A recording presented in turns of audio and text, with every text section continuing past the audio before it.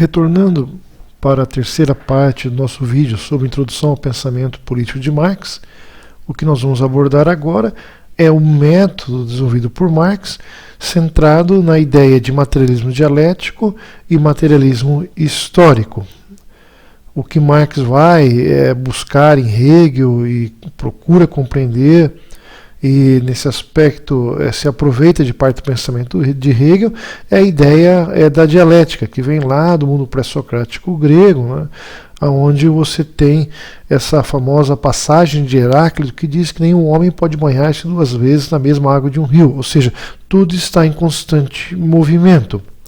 Então, enquanto Hegel na sua dialética nos demonstra, e Marx trabalha muito bem isso na introdução do Capital, enquanto Hegel demonstra que a ideia tem vida própria, que inclusive Hegel denota ela como um sujeito, com o nome de ideia, na figura do demiurgo, que é aquele que cria o real, ou seja, primeiro você tem a construção de algo ideal, para depois pegar esse ideal e plasmar no real.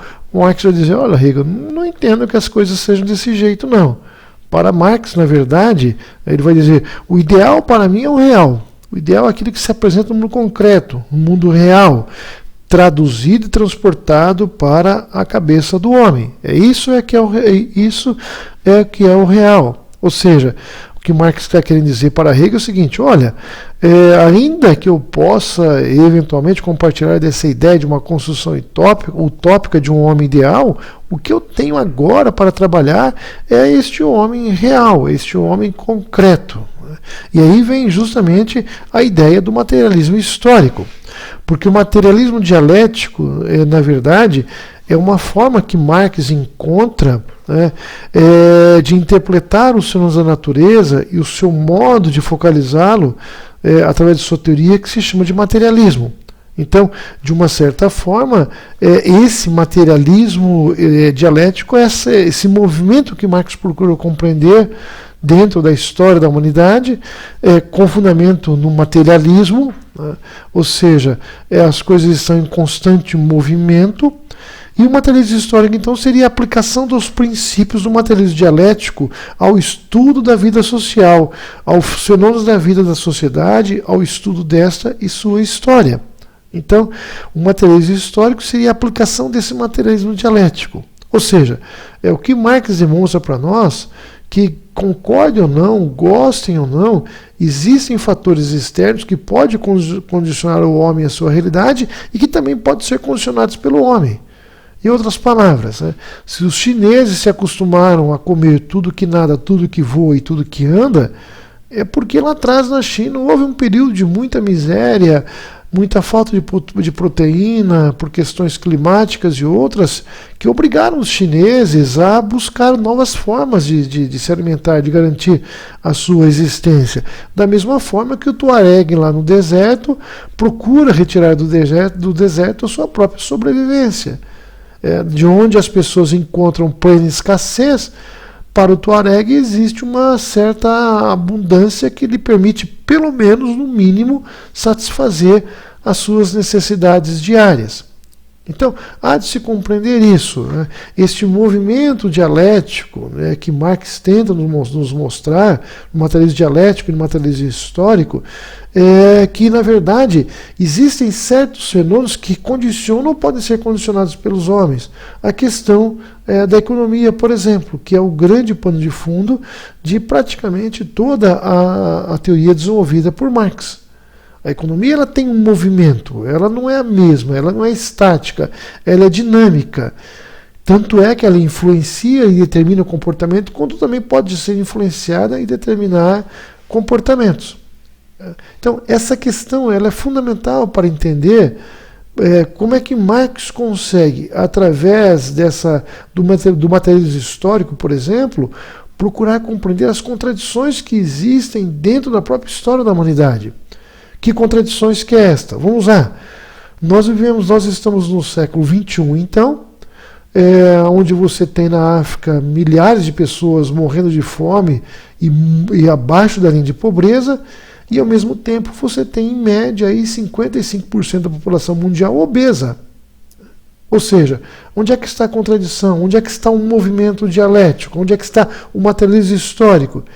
Está nessa contradição. Você tem uma parcela significativa comendo muito e muito mais do que é necessário, e você tem uma parcela de pessoas excluídas de acesso a estas formas de consumo, aliás, excluídas do consumo mínimo necessário, que estão morrendo de fome e mendigando, principalmente pela África. Da mesma forma que você tem em outras regiões do mundo. Então você tem pessoas obesas, acima do peso normal, porque comem demais e têm vida sedentária. E você tem, do outro lado, pessoas que morrem de fome porque não têm acesso às condições materiais mínimas, suprimidas por questões de guerra histórica, religiosas, e aí pouco nos interessa qual seria esse motivo, né? E que estão sendo privadas de ter um mínimo de alimentação. Então, é isso, talvez o que nós possamos aprender muito com Marx é como é que você busca ao longo da história a compreensão dessas contradições e, através dessas contradições, compreender como é que a classe dominante impõe sobre a classe dominada as suas teorias e as suas ideologias.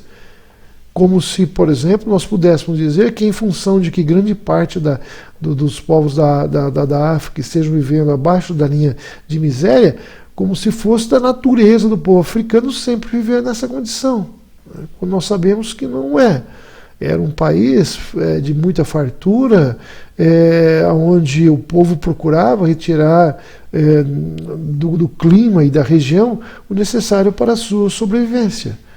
Não podemos esquecer que, se a África vive um momento difícil, como tem vivido nos últimos anos, é em função do processo de colonização europeu, que foi extremamente devastador para a cultura e a formação social do povo africano, que é um povo maravilhoso, uma cultura que não deve nada a cultura nenhuma existente no mundo ocidental, ou no mundo oriental, ou em qualquer outra parte do mundo. Então, é preciso compreender isso, compreender muito bem o que é o materialismo dialético e o que é o materialismo histórico. Sendo que o materialismo histórico nada mais do que a aplicação do materialismo dialético, ou seja, tudo está em constante movimento, tudo está em constante transformação.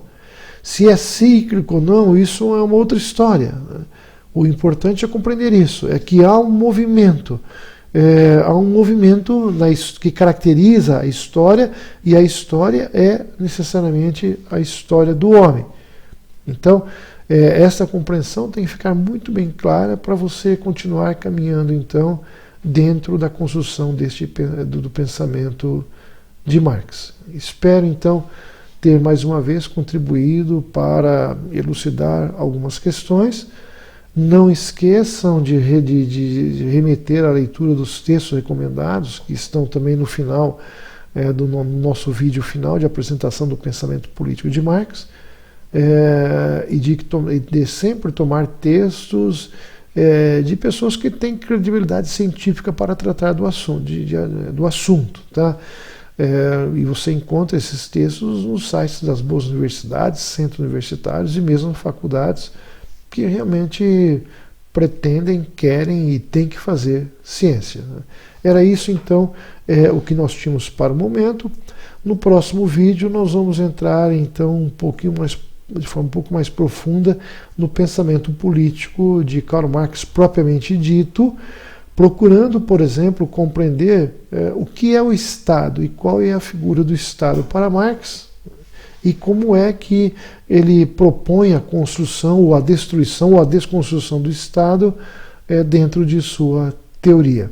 Então, tenho sempre em mente isso, ler qualquer tipo de obra sem preconceitos, procurando compreender que elas têm seus aspectos positivos, mas também têm aspectos negativos. Por exemplo, o que nós temos que abandonar hoje e deixar de lado é a chamada ortodoxia marxista.